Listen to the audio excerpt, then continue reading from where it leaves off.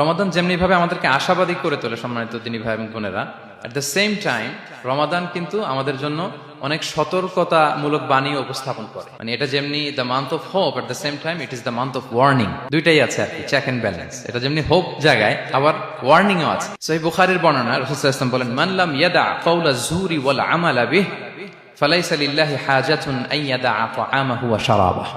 রোজা রেখে যে ব্যক্তি মিথ্যা কথা, মিথ্যা কাজ মানে পাপ কাজ, অন্যায় কাজ ছাড়তে পারলো না, তার না খেয়ে থাকা, না পান করে থাকাতে আল্লাহর কিছু যায় আসে না। তার ওই রোজার আল্লাহর কোনো প্রয়োজন নাই। এটা জাস্ট উপোস, এটা জাস্ট অনাহার, জাস্ট আমি পানি খাইনি, আমি খাবার দাবার গ্রহণ করিনি, দ্যাটস ইট, এতটুকুই।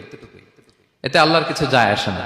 এটার কোনো সিগনিফিকেন্স আল্লাহ তাআলার কাছে নাই যে রোজাও রাখলো আবার মিথ্যাও বলে, রোজাও রাখলো আবার গীবত করতেছে, রোজাও রাখে অন্যের জন্য অকল্যাণ কামনা করে, রোজাও রাখে খারাপ কাজ করতেছে, নিষিদ্ধ কাজগুলো করতেছে। তাহলে এই রোজা রাখা না রাখার সমান, এই রোজায় কোনো ফায়দা নাই।